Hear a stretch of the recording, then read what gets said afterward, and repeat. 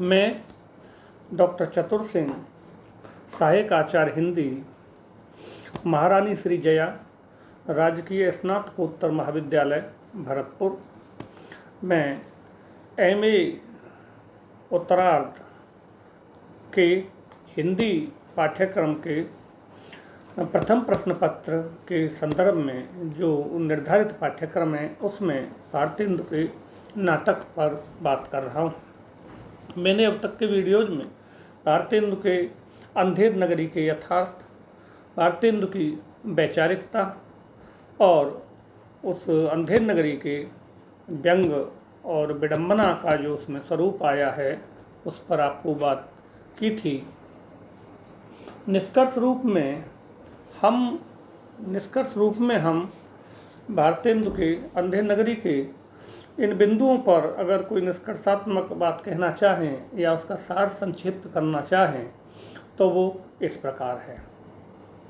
विद्यार्थियों को इसका सारांश या निष्कर्ष जो प्रस्तुत किया जा रहा है वो इसे प्रस्तुत किया जा रहा है कि वो चीज़ों को संक्षिप्त रूप में करके, विस्तृत चीज़ को संक्षेप रूप में और उसका जो सार या उसकी उत्कृष्ट जो चीज़ वैचारिकता आदि हो सकती है उसको संक्षेप में उसको करना सीखें, उसको देखें, यही इसका उद्देश्य है।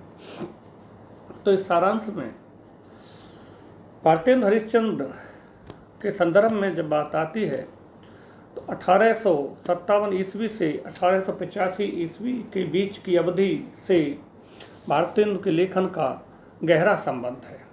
उनके लेखन की अवधि है जो हमारे 1857 के प्रथम स्वतंत्रता संग्राम और 1885 ईस्वी के स्वतंत्रता आंदोलन के लिए जो कांग्रेस का जन्म हुआ उसके बीच के अवधि का लेखन है। और लेखन के इस अवधि में भारतेंदु का इस समय संदर्भों से बहुत गहरा संबंध रहा है। इस अवधि में अंग्रेजी साम्राज्यवाद के शासन के अंतर्गत देश की जो परिस्थिति थी उसी को भारतेंदु ने अंधेर नगरी का रूपक देकर व्यक्त किया है। तत्कालीन व्यवस्था की जिस केंद्रीय विशेषता को उन्होंने उजागर किया है वह है धन की सत्ता। साम्राज्यवादी व्यवस्था की क्रूरता और अमानुषिकता को उन्होंने नौकरशाही और न्याय व्यवस्था के असली चेहरे को अनावृत करते हुए व्यक्त किया है। उनकी आलोचना राजनीतिक आलोचना है लेकिन इस आलोचना पर मध्यवर्गीय नैतिकता और पुनरुत्थानवादी दृष्टि का भी थोड़ा बहुत असर हमें नजर आता है। लेकिन उनकी अभिव्यक्ति नाटक में अभिव्यक्ति का जो मूल उद्देश्य है वो ब्रिटिश कालीन जो ब्रिटिश साम्राज्यवादी व्यवस्था की क्रूरता, अमानसिकता और नौकरशाही और न्याय व्यवस्था की जो वो है, जो जनता को त्रस्त करने वाली जो चीज़ है, उनका जो असली चेहरा है उसे अनावृत करना ही है उसका मूल उद्देश्य। अंधेर नगरी समसामयिक संदर्भों का जीवंत नाटक है। इसका संबंध ब्रिटिश शासक वर्ग से ही नहीं है। नाटक में व्यक्त यथार्थ और उसमें निहित विडंबना वर्तमान जन विरोधी पूंजी आश्रित सत्ताओं की भी है। नाटक में जो यथार्थ व्यक्त किया गया है उसमें जो विडंबना दर्शाई गई है वो वर्तमान में जो पूंजी आश्रित सत्ता हैं उनकी जो स्थितियां चल रही हैं सत्ताओं की वो भी निहित हैं उसमें। आज जो पूंजी आश्रित सत्ताएं हैं वह भी आम आदमी का उसी तरह शोषण कर रही हैं और सत्ता का जो नौकरशाही का जो तंत्र है उससे आज भी जनता त्रस्त है, आज भी जनता खुश नहीं है। विश्व में निरंतर बढ़ती जाती मानव विरोधी प्रवृत्तियों और मूल्यों के संघर्ष में सामाजिक और राजनीतिक चेतना से इसका संबंध नए नए अर्थ और व्यंजनाएं विकसित करता चला गया। इस नाटक में व्यक्त यथार्थ सीमित नहीं है, वह व्यापक चेतना और गतिशील यथार्थ का नाटक है।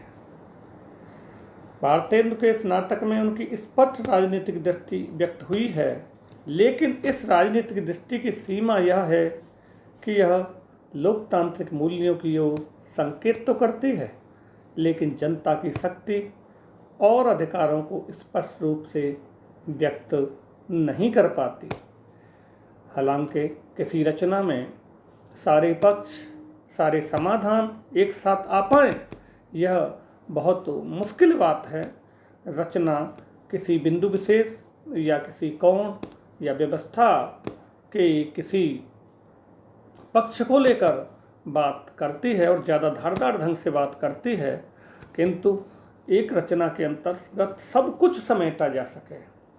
वर्तमान की व्यवस्था, भविष्य का यूटोपिया या भविष्य का समाज व्यवस्था का होने वाला आदर्शवादी मॉडल, ये सब कुछ एक रचना में प्रस्तुत किया जा सके, या प्रहसन जैसी छोटी रचना में या बिंग विडम्बना के छोटे से नाटक में सब कुछ की अपेक्षा हम रखें तो ऐसा सीमित नहीं है। पर फिर भी ये बात कही जा सकती है कि ये जो नाटक है काफ़ी गतिशील है और इनकी राजनीतिक दृष्टि व्यक्त हुई है, लेकिन इस राजनीतिक दृष्टि की सीमा यह है कि लोकतांत्रिक मूल्यों की ओर संकेत तो करती है, लेकिन जनता की शक्ति और अधिकारों को स्पष्ट रूप से व्यक्त नहीं कर पाती। हालांकि इससे नाटक का महत्व और उसकी प्रासंगिकता कम नहीं हो जाती। अपने गंभीर और सजग स्वरों के कारण अंधेर नगरी व्यंग्य और विडंबना का संवेदनापूर्ण नाटक है। उसका व्यंग तीखा है, पर नकारात्मक या आक्रामक नहीं। अंधेर नगरी में राज व्यवस्था और उसके दो महत्वपूर्ण स्तंभों, नौकरशाही और न्याय व्यवस्था को व्यंग्य का निशाना बनाया गया है। चौपट राजा इस अंधेर नगरी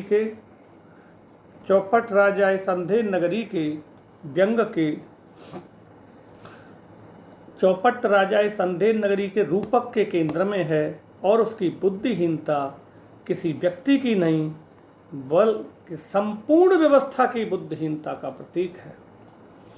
यह